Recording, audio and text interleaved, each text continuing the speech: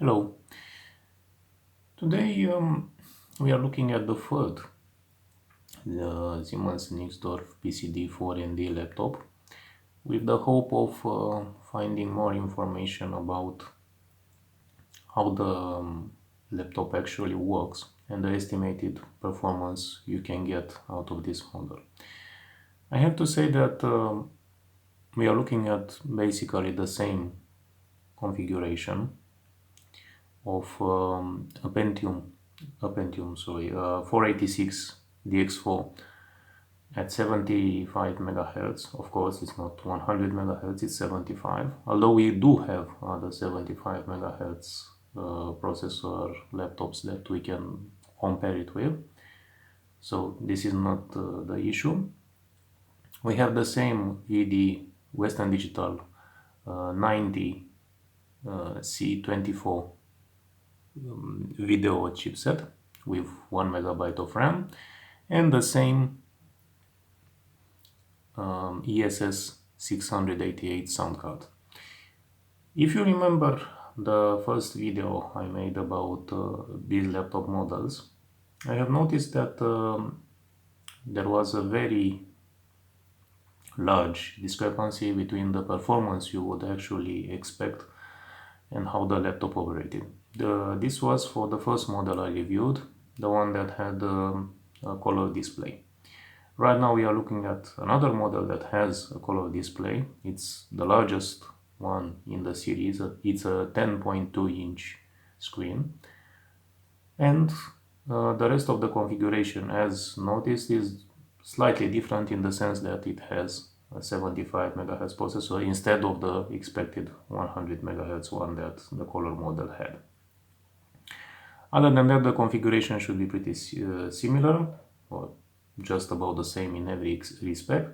I'm not expecting the screen to have any sort of impact in this instance, because ultimately it's a passive peripheral. It's just a device that shows you the image on the screen. The memory is going to be slightly larger, actually the largest in the series. We are having a massive 20 megabytes amount of RAM available, which is immense by 486 laptop standard.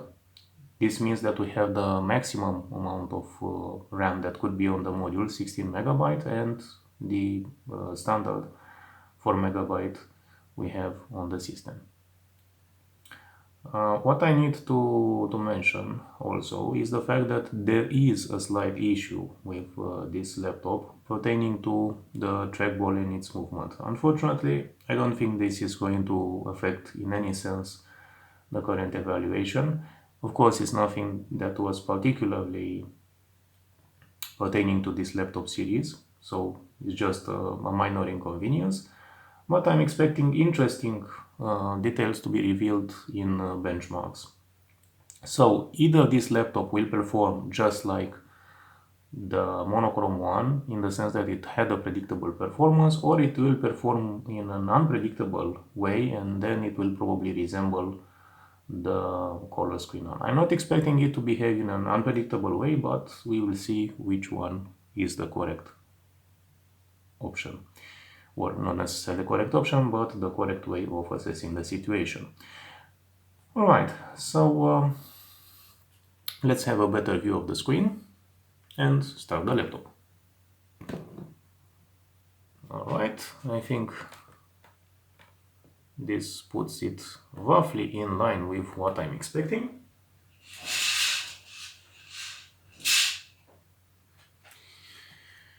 So, let's start it. Again, I'm noticing something, the fact that the noise coming from the speaker is slightly lower than the one we had on the other color screen laptop.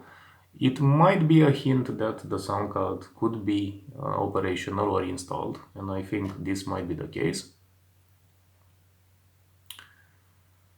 Alright, we will also see Windows 95 running, probably. Alright, first of all, let's make some assumptions. Of course, right now the laptop is in turbo mode, which means it runs at the rated speed. Let's see what some benchmarks are going to show to us. Alright, let me see if I can make a better focus on the screen. I think this will probably just do it. Make it slightly brighter because I want you to see everything that could be seen on the laptop. Okay, I think this one is quite close, albeit a bit darker than I'm noting, so I'm still trying to find, yeah, probably this is the best we could make an attempt of. Alright, good. Now let's start the tests. We are going to through the standard procedure, which means 3D bench and other tests. As mentioned previously, this is a battery of tests that was created, a collection of tests that was created by Field's Computer Lab. Of course, the tests have been released many years ago. He just made a very good collection of them, and we are using it as a reference. Alright, so let me see. Also, I have to notice how the previous laptops in the same series performed. So let me look upon. We have 35.7 frames per second in this particular test. Well, this puts it quite close to the PCD-4ND working at 100 MHz, the monochrome model you have seen in a previous video. So this means that the performance is in line with expectations, because that laptop had the 100 MHz processor and it reached 41.6 frames per second in this particular test. Alright, let's move on. I'm not expecting 3D bench to, the second benchmark that is similar to this one, to have a major difference in performance, so I'm going for the next one.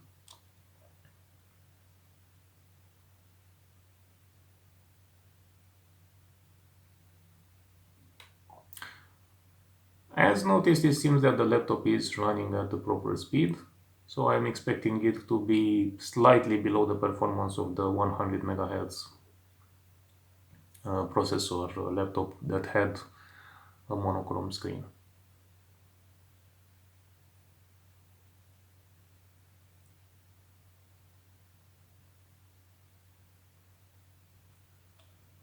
I'm expecting something above 20 frames per second, 24.3, yes, it's fine. Alright, let's see.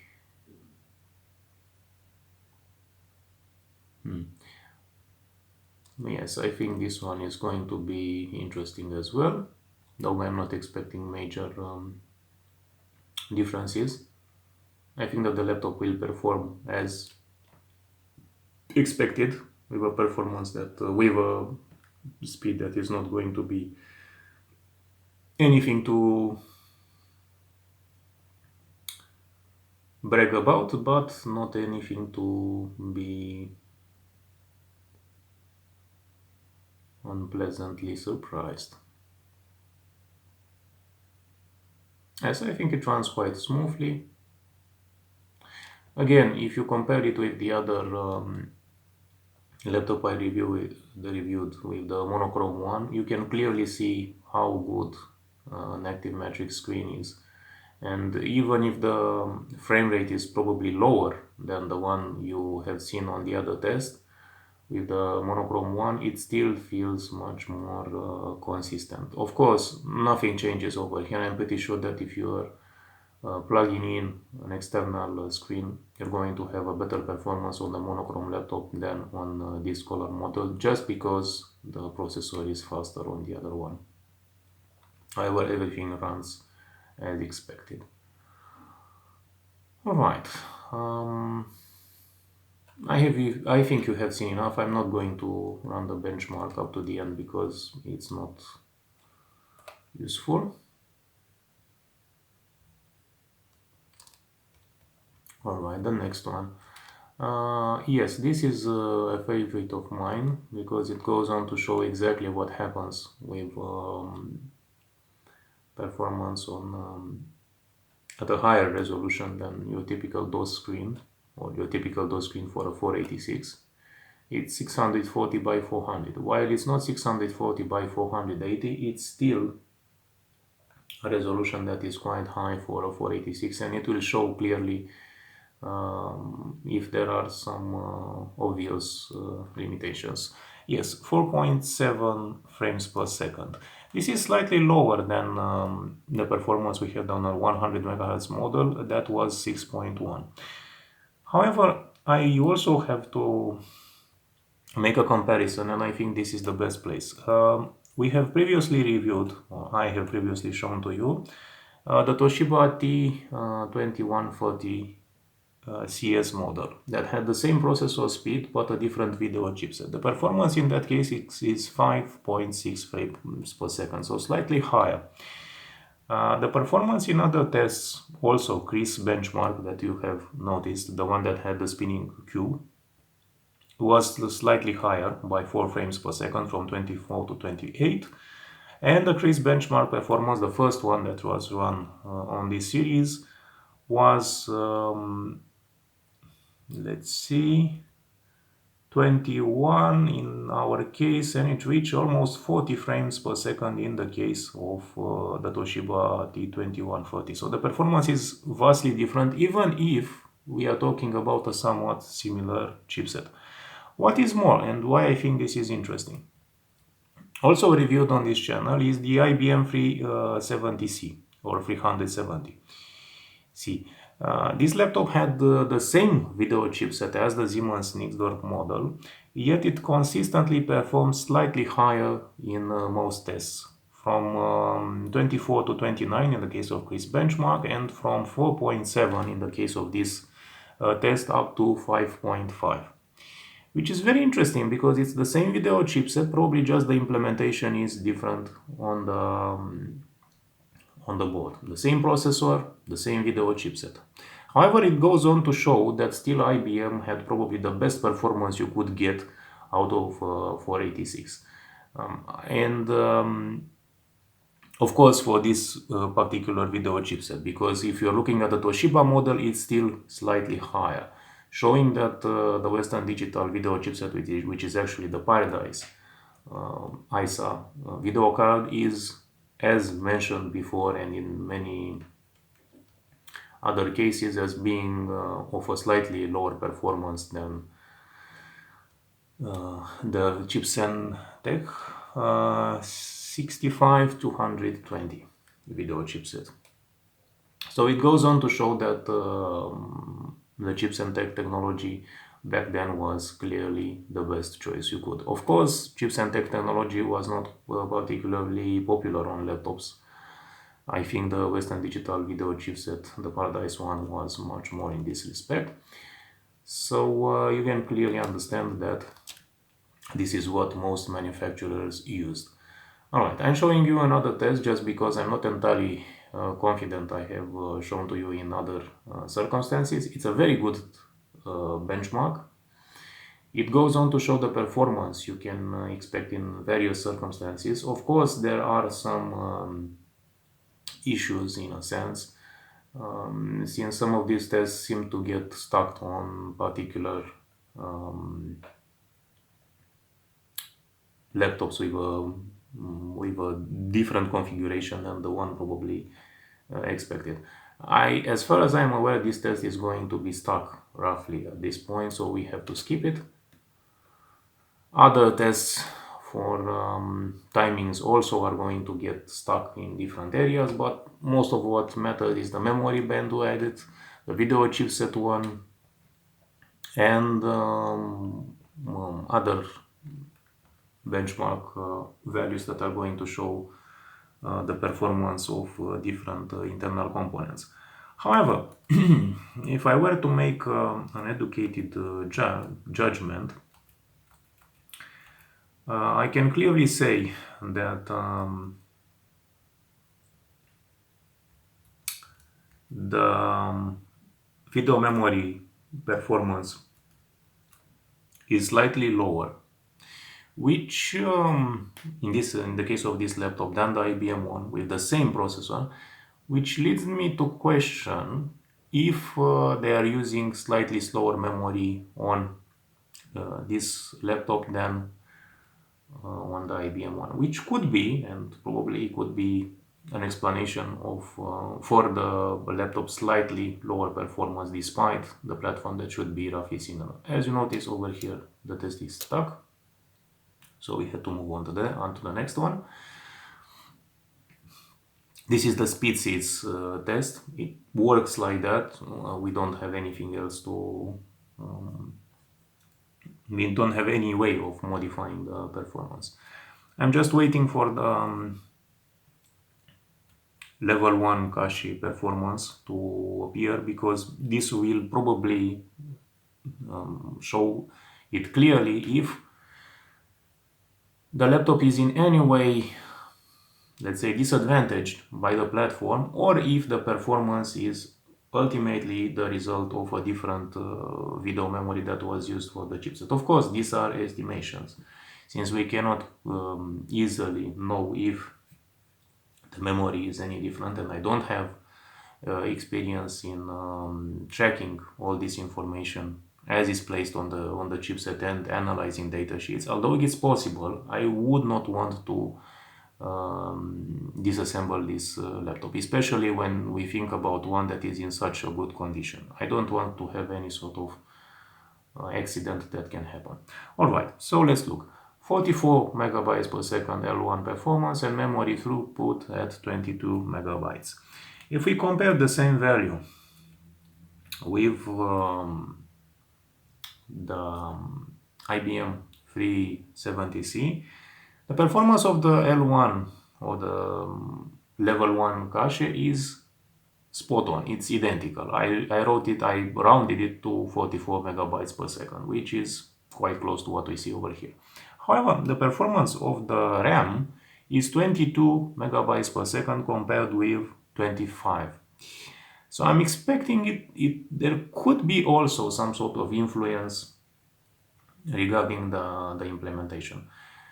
And the RAM being used on the laptop itself, that is integrated on the board, along with the one that is used on the extension card, could make all sorts of different changes. But the performance difference is very small. So ultimately, I think it's a combination of factors that leads to this laptop not being necessarily the best performer out of 486 laptop at 75 megahertz or higher, which goes on to show that probably the IBM implementation was the best. And with Toshiba probably also being in the same position, because if I were to analyze the Toshiba model and I wrote the same value over here in datasheet, it was 54 megabytes per second for the level 1 cache and 33 megabytes per second for the RAM. So clearly even the IBM model is very much behind the Toshiba one. And it goes on to show that clearly Toshiba was the best laptop manufacturer back in around 1995 and even before. Especially if we are not talking about top-end models. I'm not entirely sure if we would have a top-end model from IBM. The 370C is not quite a top-end model. But clearly the Toshiba one wasn't either. So ultimately for a 75 MHz model, you are still better off with the Toshiba laptop.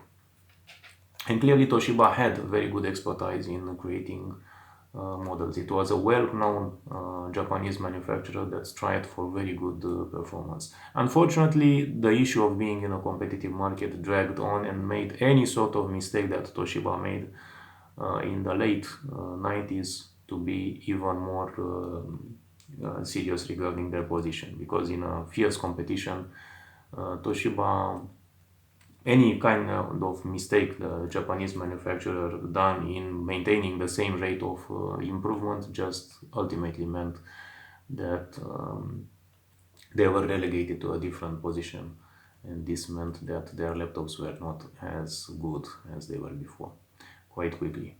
Alright, Next one, let me show you Quake, because I think it's, let me show you Doom first and see how well the system handles.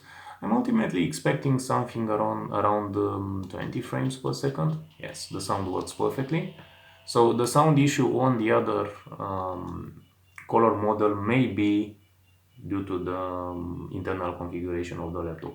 So probably once I built up enough confidence in disassembling the other laptop, the other color model, I will probably make an assessment if there is a sound card at all, and possibly if the processor is a different model, then it should be placed on such a laptop. All right.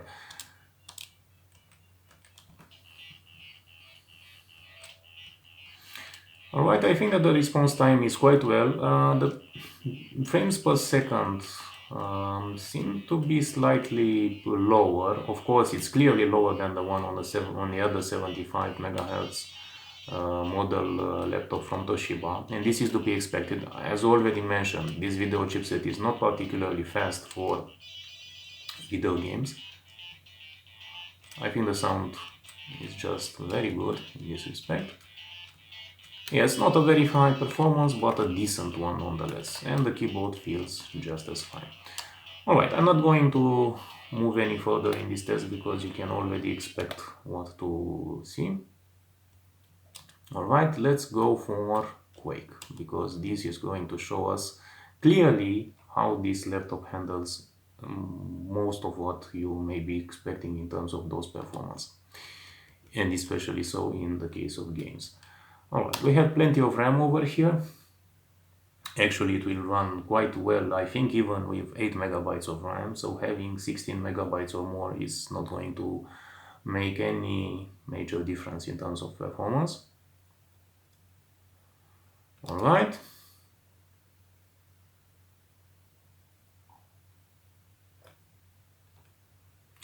Let me see right now. No, this is not the right key. No. Okay. I'm not expecting a very good performance, ultimately because Quake is not made for 486 processors. You should have at least a Pentium model, a Pentium model processor in order to run it as intended, even in the standard resolution of 320 by 200. But I'm expecting it to fare quite decently. Probably somewhere close to 10 frames per second, but I'm not entirely sure if it will get that performance or not. Because ultimately, as I said, you should have a top end, a high-end processor at around 100 megahertz, and the video chipset should be very good in order to ensure at least that level of performance. So I'm expecting right now to be slightly lower than 10 frames per second, especially if I'm looking at the Toshiba laptop that reached only 8.1 frames per second. So probably this laptop will have a slightly lower performance.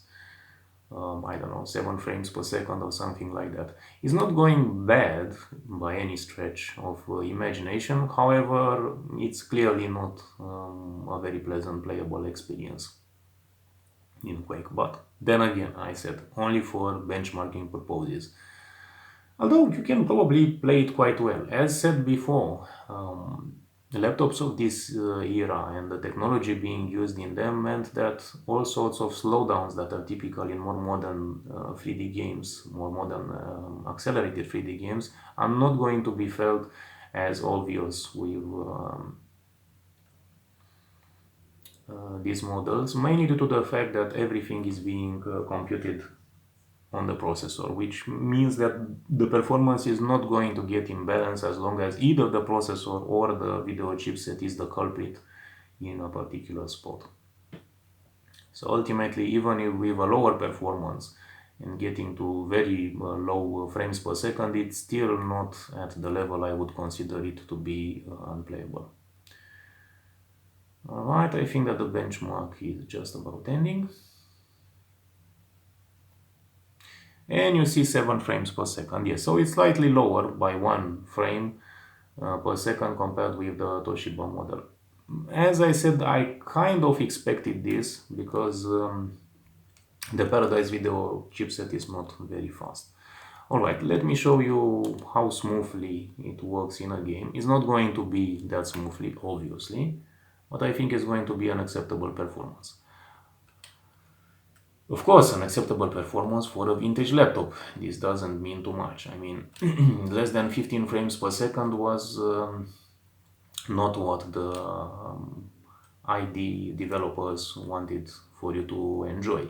They hoped you would have at least 15 frames per second, so this is why a Pentium processor is actually required. Yes, it's quite a low performance. There is a lot of not necessarily lag, but you can clearly notice the slowdowns. Alright, I think it's enough. You got quite a good understanding of what you may be expecting. It could be playable, though, as said, if you have other choices, I will not make a strong case for running it on such a laptop. Alright, right now what we can see, probably another benchmark, and I'm thinking about running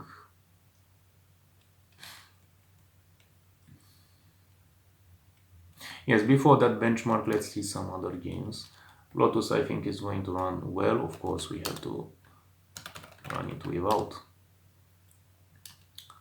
not on Commander, because there is very little conventional memory being made available. It's working perfectly. And of course, you notice the glitch over here. I'm not entirely sure if this will be solved if the laptop is going to be restarted. And it got back to normal. You notice again some glitches over here that are typical with Paradise video chipsets. I'm running the same arrays I shown to you before. I think it runs perfectly fine. You can see the beauty of the color active matrix LCD. It just looks fantastic. It's a pleasure to play it like that. Of course, it's annoying to have all this sound, in my opinion, especially with particularly such a small speaker, and of course one that is not particularly good either. Again, you're seeing this very strange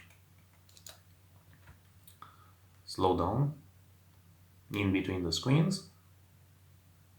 Alright, and the performance is just about what you would expect. I mean, think about it, this game can run even on 286 systems. Of course, if you have at least VGA or an MCGA video card. On CGA cards, I can clearly say that it's not running. I'm not entirely sure if it can run on EGA screens, on EGA video chipset, on an EGA video chipset, but ultimately I think that the performance is just about what you would expect.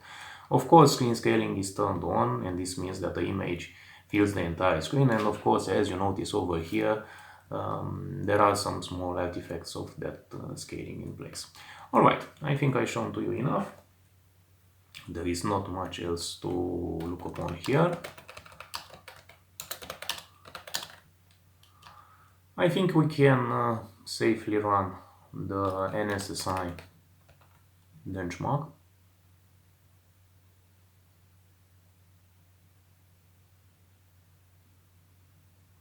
Yeah, clearly. And right now let's see the multimedia part. Yes, the configuration is correct.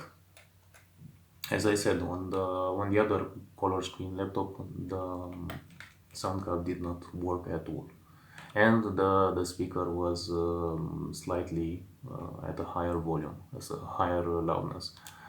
Right, the CPU benchmark. Well, let's see how the Toshiba laptop performed in this particular test. I have to look on the data I previously gathered, and if I'm seeing correctly, On the Toshiba model, the performance was 32 thousandths. Over here, you can probably guess that 27 thousandths is the most stable value. 27,975.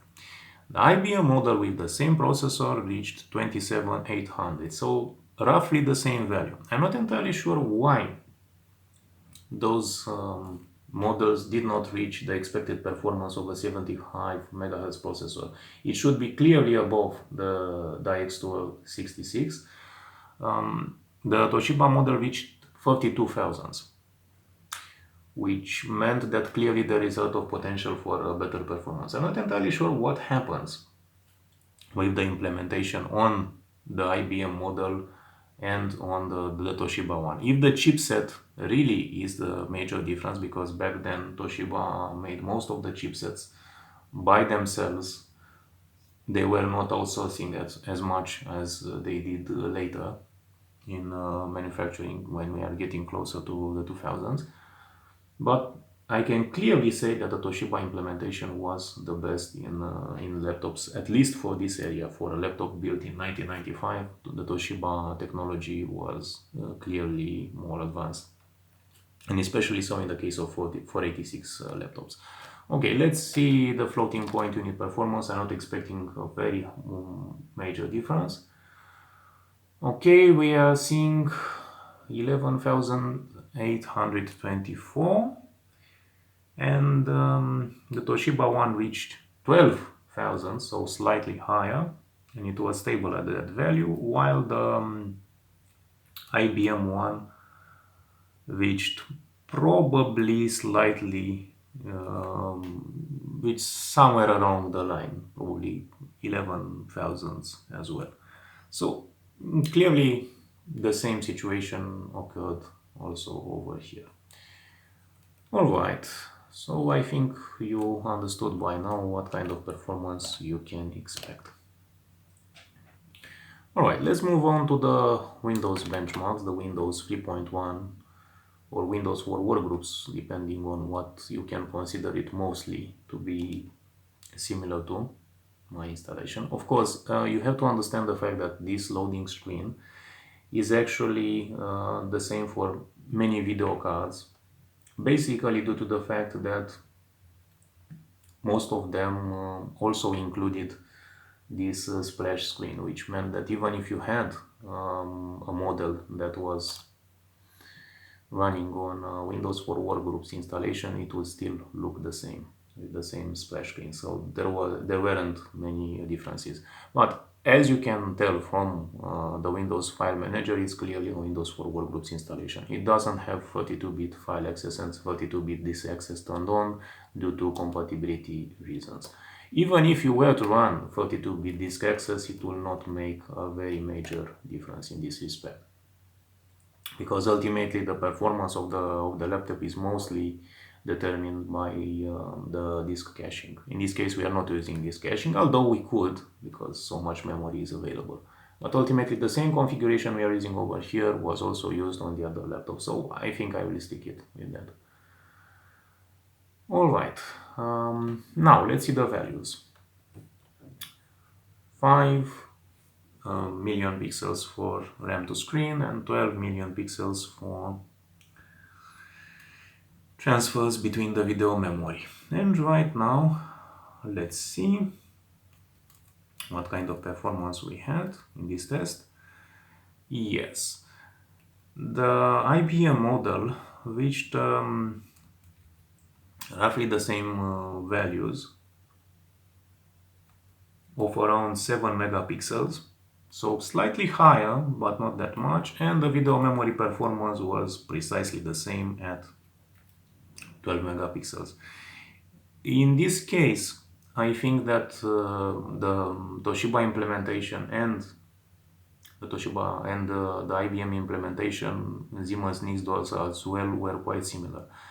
Ultimately, this is determined by the drivers performance and how well they could be used in Windows. So the same performance in this respect.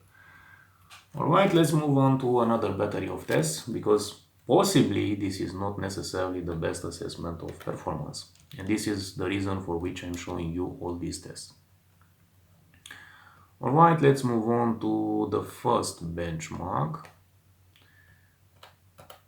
Okay, that's a minor alert that shows just that the program is run when other programs are running, nothing in particular special. The same warning is being shown on all computers. Alright, 13, the score is 13. To have a rough assessment, on the Toshiba laptop, such a performance was at the level of 42. This is massive. Of course, the Chipsen-Tech video chipset was much better, and it was particularly catered towards CAD applications. I'm not entirely sure what kind of optimization it does, but those are massive. So, as I said, there may be some additional advantages to the Chipsen-Tech video chipset. Alright, let's see the next benchmark. I'm not expecting it to be that different from the other Western Digital chipset, the one used on the IBM 370. Let's see. We are seeing a performance of 21 compared with 19. Yes, I think it's within the margin of error. Probably we would reach 19 or a bit above, so the performance is roughly in line. I don't think there is anything that could be said about that. And let's see the Paint program performance.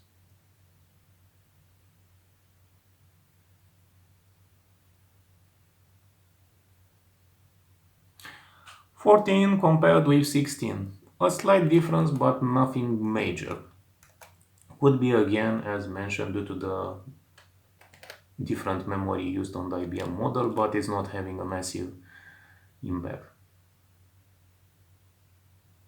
Of course, this is also showing you that the performance on this laptop is quite predictable and at the level of a typical 75 MHz 486. Alright, 6.56. The performance mentioned on the IBM model with the same video chipset and the same processor was 7.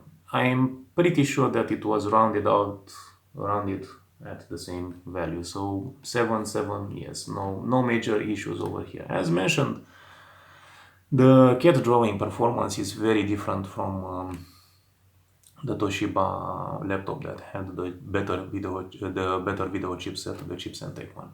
Alright, to have a rough comparison, in word processing it reached 9 compared with 6.56, which is a major improvement. In CAD the performance was actually massive, and it really ran very fast at 42 compared with 13 over here, quite sluggish, but nothing particularly surprising.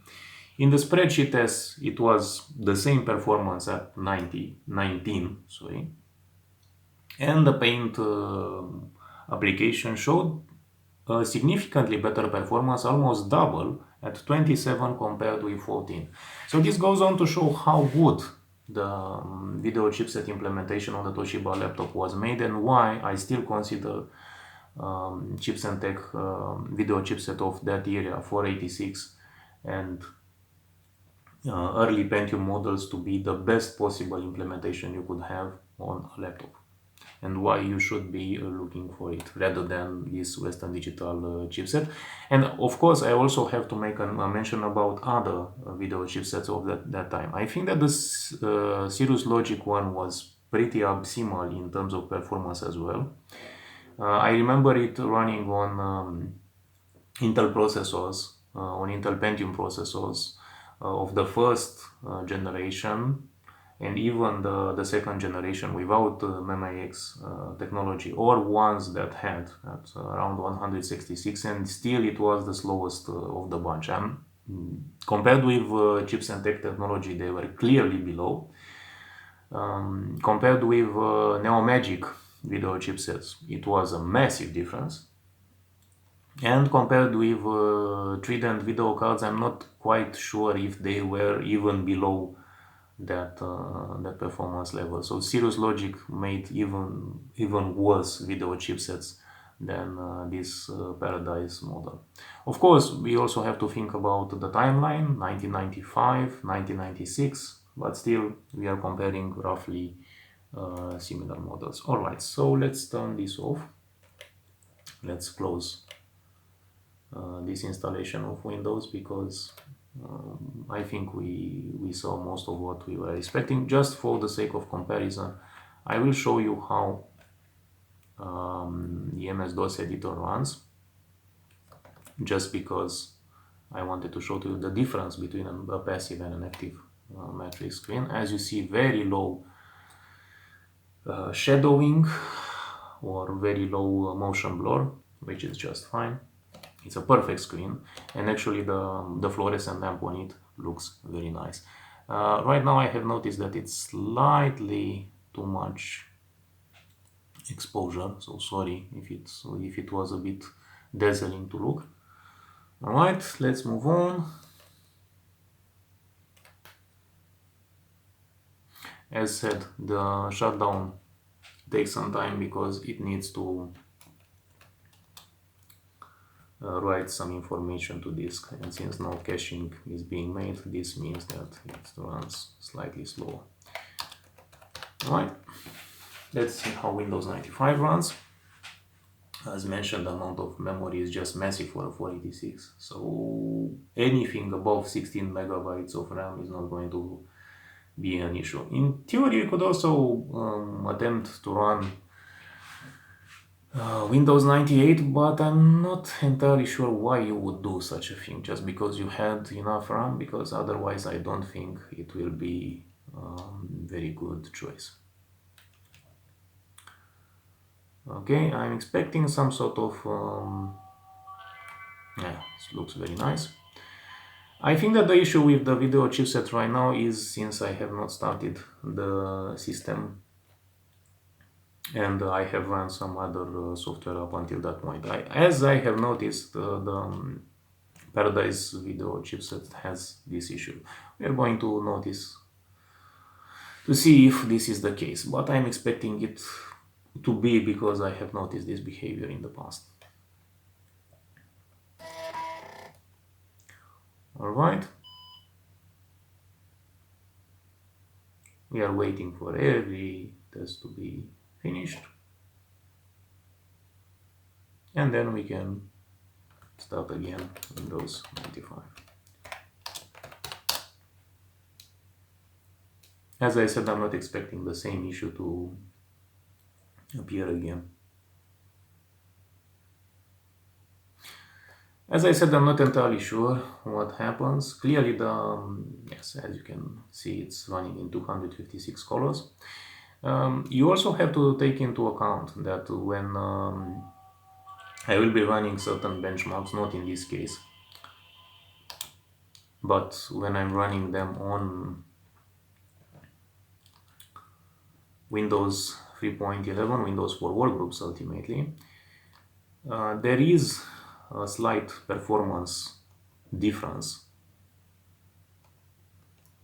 when running it in 256 colors rather than running it in high color mode, which means 16-bit color.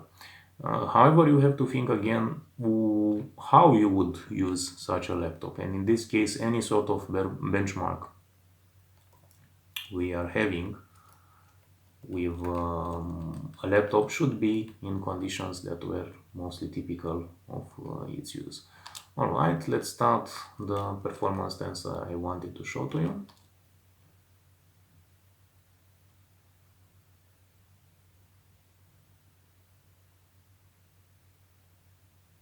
It's a very good program. Actually, it can be used from roughly a 386, probably if it runs Windows 95 correctly, and it should be running, up to a processor that is of the, I think, latest AMD Ryzen or Intel release processor. If it can be running, and it can run on Windows 10, Windows 11, it still means that the performance is top-notch. 72 MHz, so it's roughly the performance you would probably guess all you would probably expect. 19 megabytes per second for the MOV test, and I think if we are going low enough, we will be noticing that the performance is clearly in line with other 486 models, probably not necessarily a standalone 75 megahertz 486 running on a typical desktop computer, because as I said, there are some differences in implementation, but ultimately I am expecting roughly the same performance. So we are getting closer to the 486 models, and right now we are going to see them. This is your typical 100 MHz processor. I'm not entirely sure if the 75 MHz processor is going to be seen over here, but I'm expecting it to be roughly on the spot of what you would be expecting, not necessarily at the level of 486 running in a desktop computer. Alright, the same performance over here. The calculations I think will be running for more than 1 minute, so I'm not going to leave you with this sort of challenge in terms of patience. And let me see if I can find the 486 somewhere. 486 at a similar processor speed. I'm not expecting it to find, but anyway, just to have a rough comparison of the performance, because ultimately this is what you should be expecting. Over here, yes, we are faring even worse because we don't have 486 at 75 megahertz, but as you can see, the comparison with 486 is at 66 megahertz is even worse. I'm expecting this to be a desktop processor, so as mentioned, the performance is not going to be up to the same level. I'm not sure if the video chipset or anything else was the culprit over here. Yes, so ultimately, I think I've shown to you what I had in mind. If you want, or if you consider it useful, I will also show to you how much memory is available, because it's the same configuration I have used even on other laptops.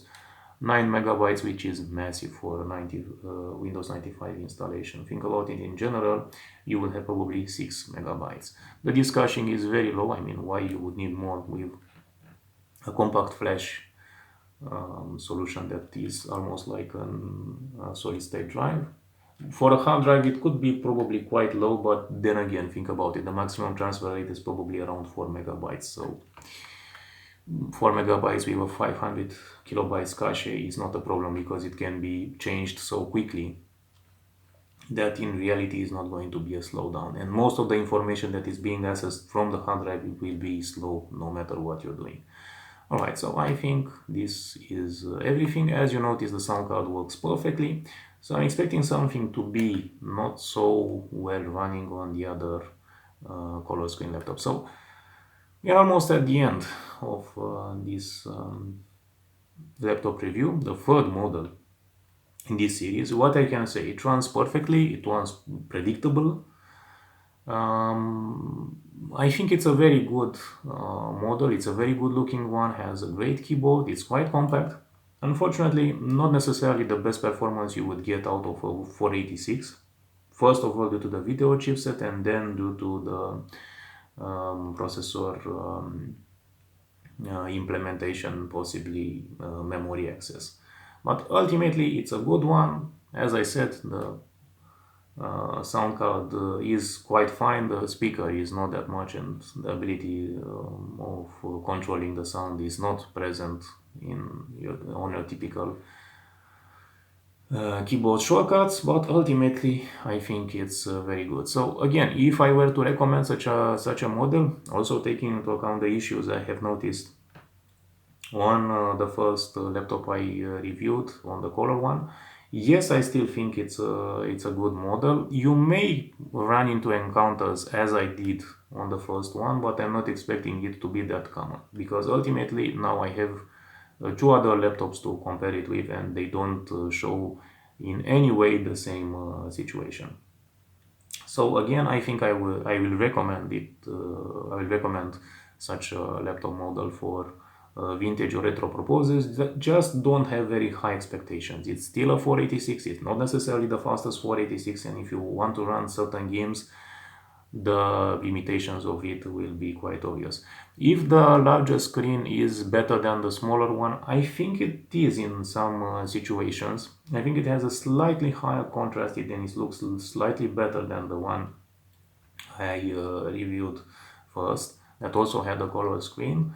I don't think it's a deal breaker. Ultimately, if you find a monochrome screen or a passive matrix one, that would be a deal breaker from my point of view, especially if you want to run the laptop as intended. But if you're going to plug an external screen, that's not an issue. You can have any sort of screen over here. It's not going to be used. So yes, I think I recommend that model. And right now, let's close everything down. As you see, it has the ATX command that can shut down the computer completely, so a very nice implementation nonetheless. So I hope you enjoyed the video. Thank you very much for watching, and I hope you will find other interesting videos on the channel. So thank you very much.